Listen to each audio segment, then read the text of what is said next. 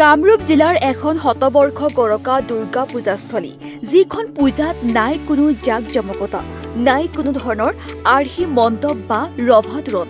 106 বছৰত ভৰি দিয়া এই পূজাস্থলীখন হৈছে পুথিমাৰী বাৰোৱাৰী দুৰ্গা পূজা। 31 নং ৰাষ্ট্ৰীয় ঘাইপথৰ দাঁতিত উদযাপন কৰা পূজাখনিৰ প্ৰস্তুতি প্ৰায় তুংগত। ইতিমধ্যে পূজাস্থলী চাফ চিকুণ কৰাত লাগি গৈছে কৰ্মীসকল। 16 লক্ষাধিক টকাৰ বাজেটেৰে এইবাৰ 106 বছৰীয়া সংখ্যক দুৰ্গা পূজাখনত লক্ষাধিক ভক্ত সমাৱেশ হ'ব বুলি আশাবাদী উদযাপন সমিতি।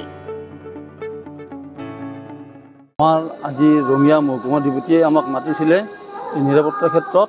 তেওঁলোকে আমাক কৈছে যে আপোনালোকে স্বেচ্ছাসেৱক বাহিনীটো ভালকৈ গঠন কৰিব আৰু আপোনালোকক সহায় কৰাৰ কাৰণত আমাৰ কমলপুৰ থানা, ৰঙিয়া থানা, এছডিপি আমি যিমান পৰিমাণৰ ইয়াত মানে পুলিচ কনষ্টেবল হওক, যিজন এছিষ্টেণ্ট ওচি, এই সকলোবিলাক আপোনালোকক নিয়োগ কৰা হ'ব।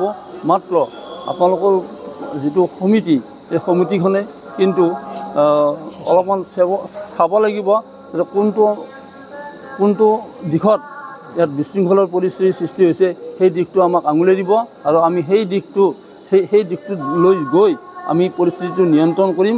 তাত আপোনালোকৰ প্ৰত্যেকৰে সহায় সহযোগ লাগিব। যদি ইতিমধ্যে আমাৰ 90% হৈ গৈছে, আমাৰ ইতিমধ্যে প্ৰতিমা আমাৰ হৈ গৈছে। প্ৰতিমা আমি 2 তাৰিখে আমি প্ৰতিমা ইয়ালৈ আমি লৈ আহিম আৰু আমাৰ ইতিমধ্যে পেণ্ডেলৰ কাম হৈ গৈছে। আমাৰ স্থায়ী ৰভা আছে, গতিকে তথাপিতো আমি অস্থায়ীভাৱে আমি পেণ্ডেল আমি ব্যৱস্থা কৰিছোঁ, গতিকে সেইবিলাকো হ'ব আমাৰ। আৰু আমাৰ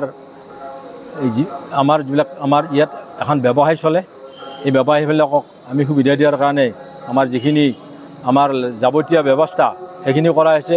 আমাৰ টিউবৱেলৰ ব্যৱস্থা কৰা হৈছে আৰু আমি ইয়াত আমাৰ ভক্তবান ৰাইজে অহাৰ কাৰণে পানীৰ ব্যৱস্থাটো কৰা হৈছে। আমি কমেও আমি ইয়াত আমাৰ পানীৰ আমি কমেও 2 লাখ ভক্তক আমি আদৰণি জনাম ইয়াতে।